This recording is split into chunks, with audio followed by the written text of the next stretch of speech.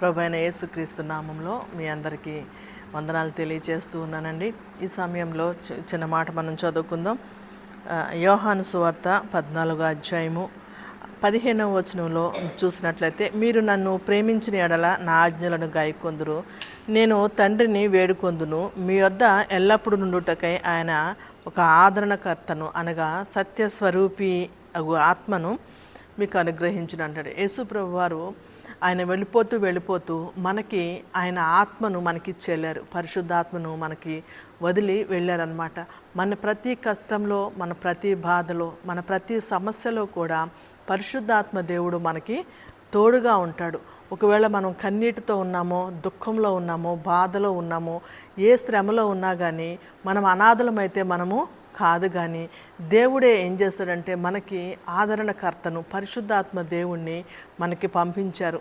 కనుక మనం ఎల్లప్పుడూ కూడా మనం ప్రార్థన చేసినప్పుడు ఆ పరిశుద్ధాత్మ దేవుడు మనకి తోడుగా ఉంటాడు, మన కన్నీటిని తుడుస్తాడు, మన ప్రతి బాధను, మన ప్రతి సమస్యను కూడా ఆయన తీర్చివేస్తాడు. అంతేకాదు, మనం ఎంత అనారోగ్యంతో ఉన్నా, ఎన్ని సమస్యలతో ఉన్నా కానీ పరిశుద్ధాత్మ దేవుడు మనలో ఉన్నప్పుడు గొప్ప కార్యాలు చేస్తాడు.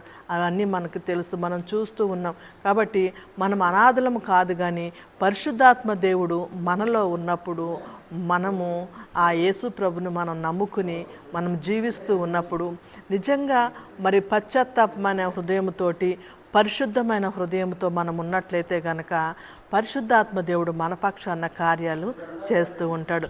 హృదయశుద్ధి కలవారు ధన్యులు, వారు దేవుని చూచెదరు అని అంటారు. మన హృదయం శుద్ధిగా ఉండాలి. మన విజ్ఞాపనలన్నీ కూడా దేవుడు అంగీకరించాలి అని అంటే మన హృదయం శుద్ధిగా ఉన్నప్పుడు పరిశుద్ధాత్మ దేవుడే మనలో ఉండి కార్యాలు చేస్తాడు.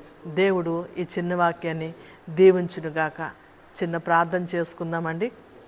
పరిశుద్ధుడా, మీకు వందనాలు చెల్లిస్తున్నాను దేవా. మమ్మల్ని అనాథలుగా వదలక అయ్యా పరిశుద్ధాత్మను మాకు ఇచ్చిన దేవుడవు. ఆత్మ ద్వారా అనేకమైన కార్యాలు జరిగిస్తున్నావు.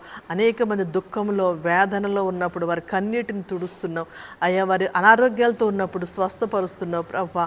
అయ్యా పరిశుద్ధాత్మను మాకు ఇచ్చిన గొప్ప దేవుడవు కనుక నిన్ను స్తుతిస్తున్నాం ప్రభా. ఎవరైతే శ్రమల్లో, ఇరుకుల్లో, ఇబ్బందుల్లో ఉన్నారో, అనారోగ్యాలతో ఉన్నారో, ఆర్థిక ఇబ్బందులతో ఉన్నారో నాయన అయ్యా, అటు నీ బిడ్డలందరినీ కూడా మీరు బలపరిచి నీ పరిశుద్ధాత్మ ద్వారా సహాయం చేయమని యేసయ్య నామంలో ప్రార్థిస్తున్నాం పరమ తండ్రి. ఆమేన్. Thank you.